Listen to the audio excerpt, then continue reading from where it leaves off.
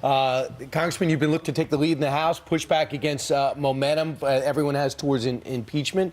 With the second whistleblower coming forward, does that change your stance that the president's being ramrodded on this?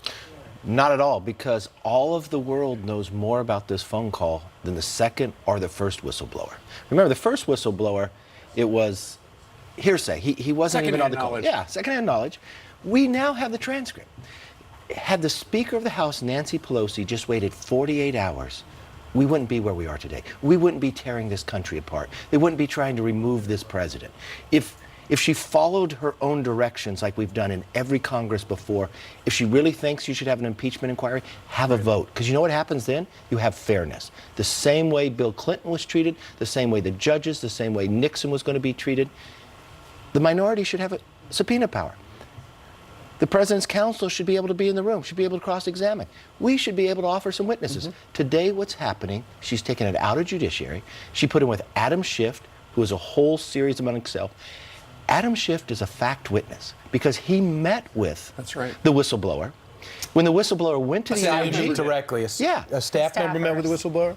Yes, but it's part of his staff. We don't know how many times he met. We don't know if he met with Schiff or not. We don't know what they talked about. That is a fact witness. Nowhere in American's judiciary does it ever allow a fact witness to be the prosecutor or the person in charge. At these depositions, there were one or two last week. There's going to be one or two again this week. I've heard reporting that apparently the Republicans can be in the room, but they can't really ask any questions. They can't. No, but you know who can be in the room? The Democrats control how many Republicans can go in the room, how many staffs. And then what else they control is what America gets to hear about it. If you read the entire transcript of the hearings last week, again, we would end this nightmare one more time. But no, they want to do a selective text, but not let everything else out. This is the problem and why she put it into intel. It goes back to what Schiff has said every time before he has lied. He's the common denominator of all these failures and all these lies. Remember? He lied about knowing more than circumstantial evidence. He lied when he met with Glenn Simpson. His staff went up and met with Cohn, how many hours? And now, if you watch the tweets and what he did, he lied to the American public, even on MSNBC, about even meeting Will there be a whistleblower. vote? The president is saying he's sending that letter to Nancy Pelosi. Have a vote. I sent a letter last week with 10 points that it's about fairness. Clinton was treated that way every time we've gone this way. She's denied it. And the reason she's denying it, it'll be an unfair process. It's pure political. They have no facts, and they just want to impeach this president. Congressman, yesterday Jim Jordan was asked about the president saying, I want China to investigate Biden. And he said he was just, like Marco Rubio, he was just trolling China. He was just having fun. Do you believe the president was kind of just having fun when he said, like Jim Jordan said, that, hey, China, I want you to investigate Biden's investment? When you look at you watch what the president said. He's not saying China to investigate, but let's get to the clear point. If I'm a member of Congress and I break the law and there should be investigation and I run for another office, you still investigate me. More people in America want to investigate what Biden has done and his son than want to impeach this president. But somehow the Democrats want to deny that? When you watch the Sunday shows and you see some of these Republican politicians going on shows and you know the anchor doesn't agree with them and they interrupt them, cut them off, and they ask them, you know, questions that seem like they're leading questions. Do you go on these shows? Do you say no to these shows now? Because no, you have to go on them, but you have to understand. It almost feels like many of these individuals are so biased in the basis of where they're going to go, where they won't even listen to your answers. They just want to go back and they have it all written out. The difficult part is I've gone on a few, and if you go on a taped one, they'll only cut where they want to cut. That's the difficulty. Will you explain for the people watching the politics involved? All right, the way it looks right now is it looks like there's going to be an impeachment vote in the House, and then the Senate ultimately will save the president and won't convict him.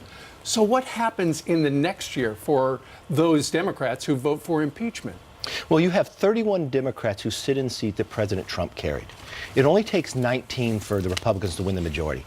Of those 31, 13 of those are what I called ruby red, that the president carried by more than 6. Then there's 18 in there that he carried itself. But there's also a number of seats that we have had won before. We have fewer seats to win than the Democrats had 2 years ago. They now have a record, which Nancy Pelosi is no longer the extreme left. She is now a moderate. You have these 4 new Democrat women who've redefined this party to be socialist Democrats. We just had a special election in North Carolina where we didn't win by 900 votes like we did in 2018. So you're we saying, won by 4,000. you're saying you're going to win the House back? Yes, we're going to win the House back.